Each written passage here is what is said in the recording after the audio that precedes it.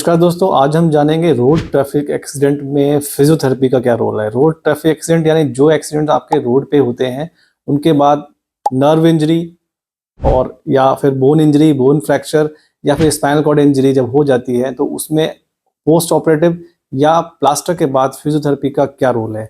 कभी कभी ऐसा होता है कि आपने ऑपरेट तो करा लिया या फ्रैक्चर रिडक्शन करा लिया, प्लास्टर लगवा लिया, उसके बाद आप फिजियोथेरेपी नहीं कराते हैं यानी रिहैबिलिटेशन प्रोसेस नहीं कराते हैं। उसमें उस कंडीशन में क्या होता है कि मसल शॉर्टनिंग या नर्व प्रॉपर नहीं कंडक्शन देता या फिर टेंडन शॉर्टनिंग हो जाती है। उन केसेस में जब ये शॉर्टनिंग हो जाती है, उन केसेस में ये कभी कभी ये शॉर्टनिंग जो है परमानेंट कॉन्ट्रैक्शन में डेवलप हो जाती है।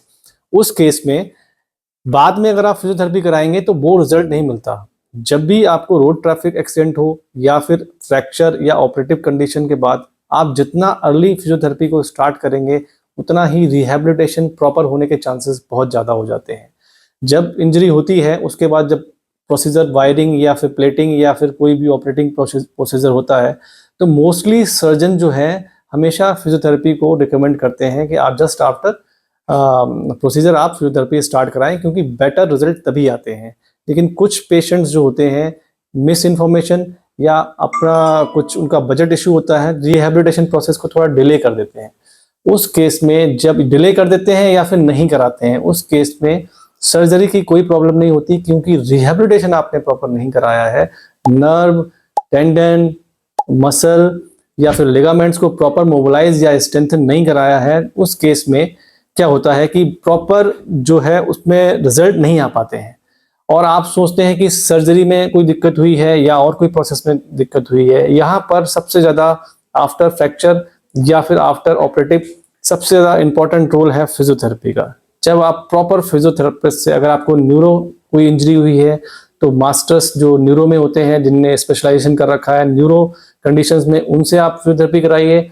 और अगर आपका ऑर्थोपेडिक कोई फ्रैक्चर होता है, ऑर्थोपेडिक्स कोई ऐसी प्रॉब्लम है तो स्पोर्ट्स या फिर आप ऑर्थोपेडिक्स जो जिन्होंने स्पेशलाइजेशन कर रखा है उनसे आप रिहैबिलिटेशन प्रोसेस करा सकते हैं। डिफरेंट डिफरेंट ब्रांचेस होती हैं फिजियोथेरेपी में। फिजियोथेरेपी जैसे अदर फील्ड्स हैं, जैसे एमबीबीएस के बाद डिफरेंट डिफरेंट स्ट्रीम्स में लोग ऑर्थोपेडिक्स और न्यूरो में या फिर और कंडीशंस में मास्टर्स करते हैं, वैसे ही फिजियोथेरेपी में भी होता है। After bachelors different different fields होते हैं, ऑर्थोपेडिक्स, स्पोर्ट्स, न्यूरो, पीडियाट्रिक, इनमें अलग अलग स्पेशलाइजेशन होते हैं।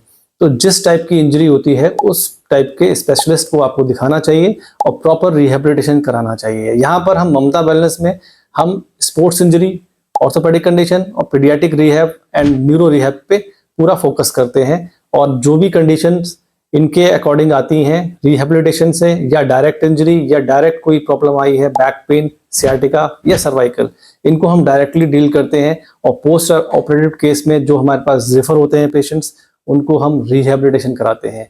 तो ये जो प्रोसेस है पोस्ट आरटीए के बाद जो ऑपरेटिव कंडीशन है या प्लास्टर किया गया है उसके बाद बहुत ही ज़्यादा रोल है फिजियोथेरेपी का in reference to nerve, tendon और मसल एंड लिगामेंट। इनको प्रॉपर रिहैबिलिटेट करने के लिए फिजियोथेरेपी सबसे इंपॉर्टेंट रोल प्ले करती है। Thank you.